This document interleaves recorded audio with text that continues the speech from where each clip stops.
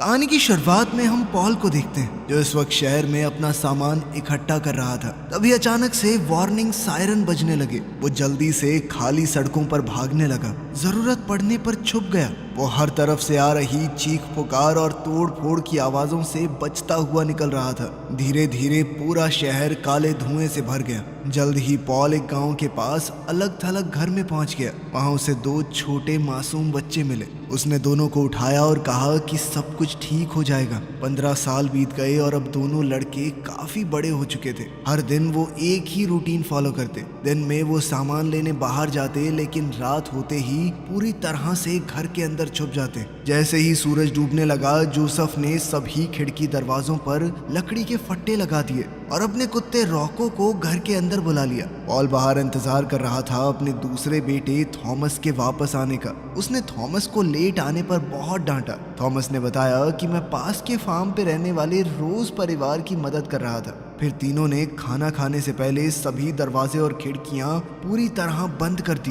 Paul ने Thomas को फिर से डांटा कि अगर दोबारा से इतना लेट आया ना तो अगली बार से तेरा बाहर निकलना ही बंद कर दूंगा, घर में सड़ेगा सारा दिन। अपने भाई पर इतनी डांट पड़ती देखकर जोसेफ हंस पड़ा, लेकिन फिर बात बात में उनकी ये बहस लड़ाई में बदल गई। पॉल ने तुरंत दोनों को अलग किया और समझाया कि हम इंसान हैं, जानवर नहीं। खाना खाने के बाद पॉल अपने बेटों को चेस खेलते हुए देख रहा था। तभी अचानक से उनका कुत्ता रॉक को जमीन खरोंचने लगा। साथ ही उसकी रोने की आवाजें भी आ रही थी। इससे पॉल तुरंत समझ गया कि ये खतरे का इशारा है। पॉल और थॉमस नीचे गए और अचानक दरवाजे पर जोर जोर से नॉक हुआ। लग रहा था कि मॉन्स्टर्स अंदर घुसने की कोशिश कर रहे हैं। दोनों ने दरवाजा पकड़ कर रखा ताकि वो टूट ना जाए। कुछ देर तक मॉन्स्टर्स ने दरवाजा खोलने की कोशिश की, लेकिन फिर वो वहां से चले गए। अब थॉमस जोसेफ को डांटने लगा कि तुमने हमारी मदद क्यों नहीं की, लेकिन जोसेफ ने बताया दरअसल मैं उनकी मूवमेंट समझने की कोशिश कर रहा था। टोटल 3 हमले हुए हैं। पहला 10 सेकंड का था, दूसरा 20 सेकंड का और तीसरा सिर्फ और सिर्फ 1 सेकंड का।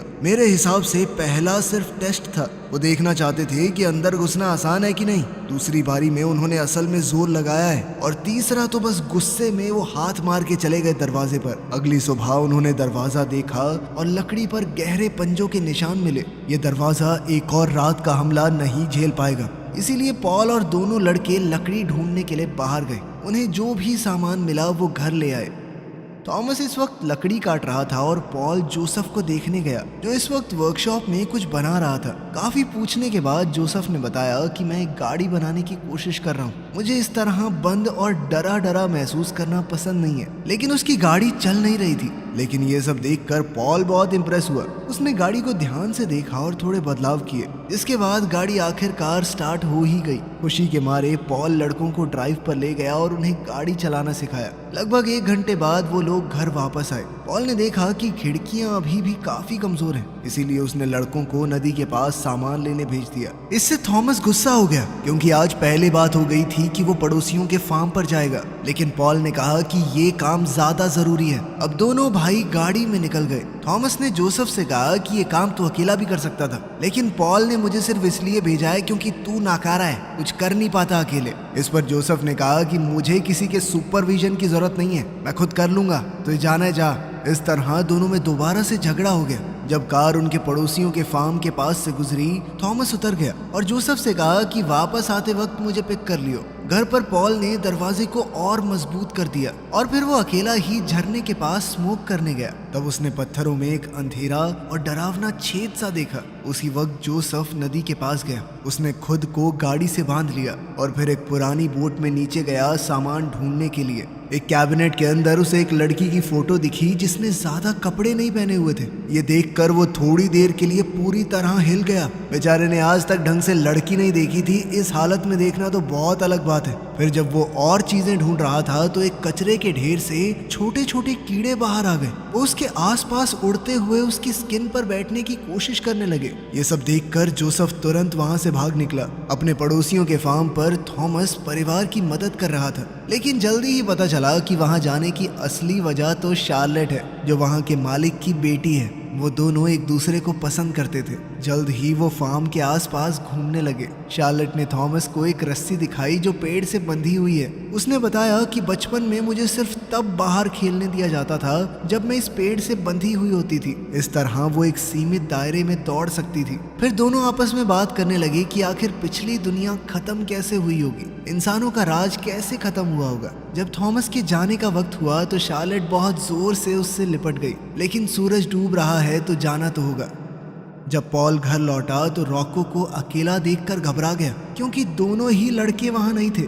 जल्द ही जोसेफ कार के पास वापस आया। पहली बारी में गाड़ी स्टार्ट नहीं हुई, लेकिन कई बार ट्राई करने के बाद चल गई। उधर थॉमस पूरी ताकत से अपने घर जाने के लिए भाग रहा था, लेकिन जल्द ही फिसल गया और जमीन की दरार में गिर गया। जब जोसेफ दोनों भाइयों के तय किए हुए पॉइंट पर पहुंचा तो उसे अपना भाई दिखा ही नहीं, जिस वजह से वो सीधा घर चला गया। घर पहुंचकर जब उसने अपने पिता को बताया कि क्या हुआ, तो पॉल ने जोसेफ से कहा कि तुम अंदर जाकर सब कुछ बंद कर लो। और अब पॉल और रोको दोनों मिलकर थॉमस को ढूंढने लगे। जल्द ही गड्ढे के अंदर थॉमस होश में आया। उसका शरीर बहुत ज्यादा घायल था। उसने लाइटर जलाया और आसपास देखना शुरू कर दिया। तभी उसने देखा कि दीवार के एक छेद से एक क्रीचर अपना हाथ निकाल रहा है। वो जोर से चीखा और उसकी आवाज पॉल और रॉको ने भी सुन ली। धीरे धीरे थॉमस ने छोटा सा चाकू निकाला और उस क्रीचर के हाथ पर वार किया, जिसके बाद क्रीचर अपना हाथ वापस खींचकर वहां से चला गया। लेकिन जैसे ही थॉमस पीछे हटा, ऊपर से एक दूसरा क्रीचर आया और उसका चेहरा पकड़ लिया। इससे थॉमस को सांस लेने में दिक्कत होने लगी। बेहोश होने से पहले ही पॉल आ गया। उसने क्रीचर को खींचकर अलग किया और तुरंत मार दिया। ये पता करने के बाद कि थॉमस ठीक है, पॉल और रॉको को एक सुरंग मिली जो सीधा नदी के किनारे तक जा रही थी। अंधेरा होने की वजह से जंगल से भागना खतरनाक है, इसीलिए उन्होंने फैसला किया कि सुबह तक गड्ढे में ही रहेंगे और एंट्रेंस को पूरी तरह बंद कर देंगे। उन्होंने क्रीचर्स की आवाज सुनी जो गड्ढे के अंदर आने की कोशिश कर रहे थे, इसीलिए उन्होंने आग तैयार की। तभी अचानक से जमीन हिलने लगी। वो क्रीचर्स जमीन के नीचे चल रहे थे और उन्होंने बाहर निकलने की जगह पर मिट्टी डालकर रास्ता बंद कर दिया। रॉको लगातार भौंक रहा था और जमीन का हिलना रुक नहीं रहा। पॉल ने अपने बेटे और कुत्ते को पीछे हटने को कहा और खुद आग को उस छेद में डाल दिया जो जमीन में खुल रहा है। जैसे ही वो क्रीचर्स बाहर निकलने लगे, एक छोटा धमाका हुआ जिसमें पॉल भी बुरी तरह घायल हो गया। वहीं घर के अंदर जोसेफ ने अजीब आवाजें सुनी और प्लान बनाना शुरू किया। कुछ देर बाद वो मेन दरवाजे के सामने एक कुर्सी पर बैठा और रस्सी से खुद को बांध लिया जैसे वो सो रहा हो। थोड़ी ही देर में एक क्रीचर ने दरवाजे के छेद को हटाया और अपना पंजा अंदर डाला, मानो वो चेक कर रहा हो कि जोसेफ सच में सो रहा है या नहीं। जब जोसेफ हिला नहीं तो वो क्रीचर पूरी तरह अंदर आ गया। तब जोसेफ ने रस्सी खींच दी और ऊपर से लगा हुआ ट्रैप गिर गया, जिसमें वो क्रीचर फंस गया। अपनी इस चाल से खुश होकर जोसेफ ने केज को कपड़े से ढक दिया और सो गया। सुबह हुई, लेकिन जब पॉल और थॉमस वापस नहीं आए तो जोसेफ घबरा गया और गाड़ी लेकर उन्हें ढूंढने निकल पड़ा। उस वक्त थॉमस ने गिरी हुई मिट्टी हटाकर रास्ता खोला और अपने जख्मी पिता को बाहर खींचने लगा। रॉको भी बाहर आया और गाड़ी की आवाज सुनकर जोसेफ तक पहुंच गया और उसे जल्दी से अपने भाई और पिता तक ले गया। जल्द ही दोनों भाई मिले और पॉल को गाड़ी में बैठाकर घर ले गए। बड़े ध्यान से उन्होंने पॉल को बेड पर लेटा दिया। बात करते वक्त थॉमस ने ट्रैप देखा और कपड़ा हटा दिया। कपड़ा हटते ही वो क्रीचर पागल सा हो गया। जोसेफ ने तुरंत कपड़ा वापस डाल दिया और कहा कि रोशनी से इस क्रीचर को दर्द होता है। वो पॉल के जख्मों का इलाज करने लगे। जोसेफ ने बताया कि पिछली रात ये क्रीचर सिर्फ 8 सेकंड में अंदर आ गया था, जो कि अब तक का सबसे तेज टाइम है। उसे लग रहा था कि एक दूसरा क्रीचर भी आया और चला गया। उनका बर्ताव बहुत तेज बदल रहा था और अब जोसेफ को लगने लगा कि कुछ तो गड़बड़ है। इस पर थॉमस ने कहा कि ये क्रीचर्स समझदार हैं। कल हमने गड्ढे में कई क्रीचर्स मारे थे, शायद वो बदला लेने आए हों। लेकिन जोसेफ कहने लगा कि हमने मत बोल, पापा ने मारे होंगे। तूने तो सिर्फ उनकी जान जोखिम में डाली है। जैसा कहा गया था वैसा किया नहीं गया ना तुझसे। इस पर थॉमस चिढ़ गया। उसने कहा कि मैं दिखाता हूँ तुझे कि मैं भी मार सकता हूँ इन क्रीचर्स को। और अब वो कैद किए हुए क्रीचर को मारने के लिए तैयार हो गया। जोसेफ ने उसे रोका क्योंकि वो क्रीचर को स्टडी करना चाहता है। दोनों के बीच में झड़प हो गई और वो क्रीचर भागकर बेड के नीचे छुप गया। जब वो क्रीचर बाहर आया तो रॉको भौंकने लगा। वो क्रीचर हमला करने ही वाला था कि तभी जोसेफ ने उसे पकड़ लिया और थॉमस ने कुल्हाड़ी से उसका सर काट डाला। लेकिन अभी भी जोसेफ उस जीव के बारे में और जानना चाहता था, इसीलिए उसने बॉडी को वर्कशॉप में ले जाकर काटना शुरू किया। लेकिन इतना काटने के बाद भी उसे समझ नहीं आया कि ये जीव है क्या। तब थॉमस ने कहा कि हमें पॉल को शार्लेट के घर ले जाना चाहिए, उनके पास जगह ज्यादा है और दवाइयाँ भी। जोसेफ को लग रहा था कि रोज फैमिली शायद उनकी मदद नहीं करेगी, लेकिन थॉमस उसे जबरदस्ती ले गया। वो पॉल को कार में डालकर फार्म पर ले गए। वहाँ शार्लेट के माँ बाप ने पॉल को देखकर कहा कि हमारे पास दवाइयाँ नहीं है और इनका ध्यान शायद तुम्हें अपने ही घर पर रखना चाहिए। शार्लेट ने कहा भी कि हमें इनकी मदद करनी चाहिए, आप क्या कर रहे हैं, लेकिन किसी ने उसकी बात नहीं सुनी। उसके माँ बाप ने सिर्फ इतना कहा कि अगर थॉमस चाहे तो यहाँ रुक सकता है। इस तरह उनके घर पर पॉल और जोसेफ के लिए ज्यादा चीजें बच जाएंगी। ये सुनकर जोसेफ गुस्से में चला गया। जब थॉमस पीछे पीछे उसे समझाने गया तो दोनों भाई लड़ पड़े। जोसेफ ने थॉमस से कहा कि तेरी हरकतों की वजह से आज पापा का ये हाल है, मरने वाले हैं वो, अगर चुपचाप मेरे साथ चल पड़ता कोई दिक्कत हो जाती। ये सुनकर थॉमस बहुत गुस्से में आ गया। उसने जोसेफ को जमीन पर गिरा लिया और उसकी गर्दन दबाने लगा। लेकिन जैसे ही उसे एहसास हुआ कि वो अपने भाई का दम घोट रहा है तो वो रुक गया। इसके बाद जोसेफ चुपचाप गाड़ी में बैठा और अपने बेहोश पिता के साथ चला गया और वहीं थॉमस फार्म पर ही रुक गया। बाद में शार्लेट ने थॉमस को बढ़िया खाना खिलाया और उसे अपनी कुछ चीजें दिखाई जो थॉमस ने पहले कभी नहीं देखी थी। दोनों ने साथ में अच्छा वक्त बिताया और फिर पास आकर एक दूसरे को चूम लिया। तभी शार्लेट के पिता वहां आ गए और उसे दूसरे कमरे में भेज दिया। घर वापस जाते वक्त जोसेफ ने देखा कि भेड़ें डर के मारे भाग रही हैं और जमीन पर मिट्टी के ढेर बने हुए हैं। इसका मतलब साफ है कि वो क्रीचर्स जमीन के नीचे से आ रहे हैं। जब वो घर पहुंचा उसने दीवार के पास एक मिट्टी का रास्ता देखा। ये देखकर वो थोड़ा डर गया कि मॉन्स्टर्स उसके घर के नीचे भी हो सकते हैं। अपने पिता का थोड़ा ख्याल रखने के बाद जोसेफ वर्कशॉप में गया और एक नए प्लान के हिसाब से चीजें इकट्ठी करने लगा। उसने सारी खिड़कियां बंद करनी शुरू कर दी। घर के अंदर चलते हुए वो अचानक से कारपेट पर पैर रखते ही गिर गया। उस कारपेट के नीचे एक बहुत बड़ा छेद था। अब जाकर उसे समझ आया कि मॉन्स्टर्स उसके घर के अंदर पहले ही आ चुके हैं। वहीं दूसरी ओर उनके पड़ोसियों के फार्म पर शार्लेट ने थॉमस को किचन में चीजें ढूंढते हुए देखा। थॉमस अपने पिता को लेकर बहुत परेशान था, इसीलिए वो यहाँ से दवाइयाँ लेकर वापस जाना चाहता था। शार्लेट ने उसे दवाई ढूंढकर दे ही दी। थॉमस ने उसका शुक्रिया अदा करते हुए शार्लेट को कस के गले लगा लिया और कहा कि मैं वापस आऊंगा, मेरा इंतजार करना। लेकिन वो नहीं जानते थे कि कोई उनकी बातें सुन रहा है। थॉमस बाहर भागा, लेकिन घर पर काम करने वाले एक आदमी ने उस पर बंदूक तान दी और कहने लगा कि तुम चोरी कर रहे हो। बंदूक देखकर थॉमस बहुत घबरा गया। उसने बताने की कोशिश की कि शार्लेट ने उसे दवाइयां दी थी, लेकिन वर्कर ने उसकी बात नहीं सुनी। घर में काम करने वाले सभी लोग वहां पर आ गए और थॉमस को गैराज में ले गए। उन्होंने उसे बांध दिया और तेज म्यूजिक चलाया ताकि कोई उसकी आवाज न सुन सके। उन्होंने थॉमस के पैर पकड़ लिए और अब तो एक आदमी उस पर गोली चलाने ही वाला था। तभी अचानक जमीन के नीचे एक होल बना और वो आदमी नीचे गिर गया। बाकी वर्कर्स देखने के लिए भागे कि आखिर ये हुआ क्या, और तब तक एक क्रीचर होल से बाहर आ गया। फार्म पर शार्लेट के माँ बाप अजीब आवाजें सुनकर जाग गए। उसके पिता एक मोमबत्ती लेकर देखने गए। तभी अचानक एक क्रीचर कमरे में आया और उस पर हमला बोल दिया। उसकी कैंडल नीचे गिर गई जिससे घर में आग लग गई। वो मॉन्स्टर कभी शार्लेट की माँ कभी उसके बाप पर कूद कूद कर वार कर रहा था। शार्लेट के पिता ने हिम्मत करके क्रीचर को पीछे खींचा और माँ जल्दी से अपनी बेटी को ढूंढने भागी, लेकिन मॉन्स्टर ने उसे भी पकड़ लिया और फिर शार्लेट की माँ के ऊपर उल्टी कर दी, जिसके बाद तो उसने बुरी तरह हमले करने शुरू कर दिए। शार्लेट ने अपने कमरे से कुछ आवाजें सुनी, लेकिन तब तक उसके माँ बाप को मार दिया गया था। जब सब कुछ शांत हो गया तो शार्लेट बाहर आई।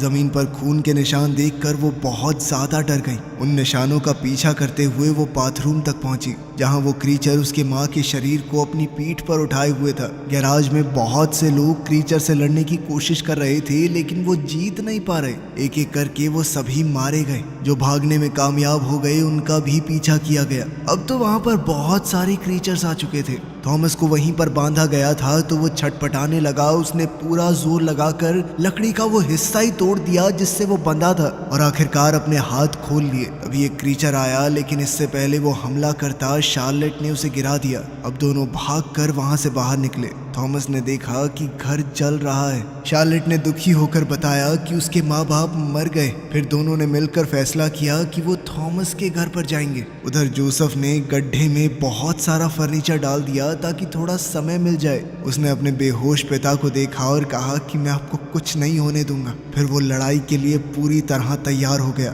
तभी अचानक से मेन दरवाजा खुला, लेकिन वहां पर थॉमस और शार्लेट थे। जोसेफ ने कहा कि भाई तेरी मदद चाहिए, बहुत जरूरी काम है। इस दौरान पॉल भी जाग गया। उसने दवाई ली और अपने बेटों से कहा कि लड़ना बंद मत करना। जोसेफ ने सबको अपना प्लान बताया। उसने सबके गैराज से फ्यूल कैंस इकट्ठा किए। रॉ को भौंकता रहा ताकि खतरे का पता चल जाए। वो एक पुराने फ्रीजर को भी धक्का देकर घर के अंदर ले आए। थॉमस और शार्लेट ने बाकी खिड़कियां बंद कर दी। जोसेफ ने फर्नीचर का एक बड़ा ढेर बनाया और उस पर सारा फ्यूल डाल दिया। उसके ऊपर बम रखे और अपने पिता की जलती हुई सिगरेट भी रख दी। अचानक से उस होल को कवर करने वाला पूरा ढेर हिलने लगा। साथ ही एक क्रीचर चिमनी के रास्ते से उस कमरे में आ गया जहां पर पॉल था। एक और मॉन्स्टर होल से निकला। जब वो दरवाजे से गुजरा, थॉमस ने उसे पीछे से चाकू मारा। क्रीचर ने पलटकर हमला किया, लेकिन थॉमस ने फिर से चाकू उठाया और उसके सर पर मारा। इस बार वो क्रीचर सच में मर गया।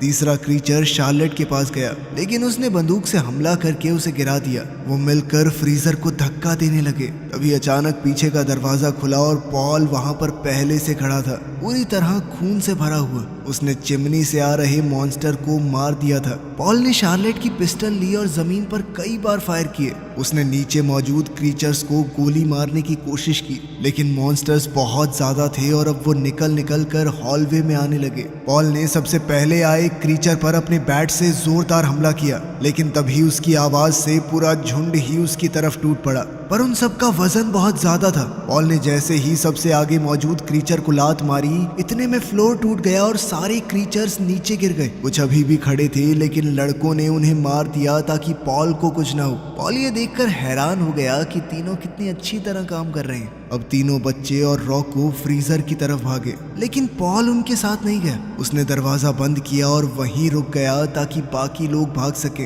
वो तीनों फ्रीजर के अंदर छुप गए। पॉल को वो वक्त याद आया जब उसने बच्चों को गोद में उठाया था। तभी अचानक से क्रीचर्स का एक नया झुंड वहां आ गया। पॉल ने उनका ध्यान अपनी तरफ खींचा। तभी फर्नीचर से भरा हुआ वो छेद अचानक से फट गया। पूरा घर नीचे गिर गया और जलने लगा। फ्रीजर घूमते हुए दरवाजे तक गया। जब फ्रीजर आखिरकार रुक गया तो लड़के बाहर निकले और घर के बचे हुए टुकड़ों में पॉल को ढूंढने लगे। तभी अचानक से एक क्रीचर बाहर आया। उससे बचने के लिए सब लोग गाड़ी की तरफ भागे और मौका मिलते ही वहां से चल पड़े। लेकिन अब उन सभी जलते हुए क्रीचर्स ने एक साथ मिलकर एक टायर की शेप ले ली थी। शार्लेट ने कई बार गोली चलाई, लेकिन कोई फायदा नहीं हुआ। और फिर आखिर में जब वो क्रीचर्स बहुत करीब आ गए तो शार्लेट ने अपनी राइफल उल्टी पकड़कर जोर से मारी, जिससे वो गोला टूट गया और सभी क्रीचर्स जमीन पर गिर पड़े। कुछ मील दूर जाकर उन्होंने गाड़ी रोकी। सबने आसमान की तरफ देखा, सितारे चमक रहे थे। ये पहली बार है कि उन्होंने रात का आसमान इतनी शांति से देखा, क्योंकि पहले तो वो हमेशा रात में घर के अंदर ही रहते थे। खैर, अगली सुबह वो लोग घर की लोकेशन पर पहुंचे। उन्होंने फैसला किया कि वो यहाँ दोबारा घर तो नहीं बनाएंगे। उन्हें वहाँ जो भी काम की चीजें मिली वो ले ली। फिर उन्होंने अपने परिवार वालों को दफनाया और आखिरी अलविदा कहा। इसके बाद वो तीनों और रॉको गाड़ी में बैठकर निकल गए, नए लोग और किसी नई जगह को ढूंढने की उम्मीद में। वीडियो पसंद आई तो लाइक कर देना, चैनल को सब्सक्राइब कर लेना। मिलते हैं अगली वीडियो में।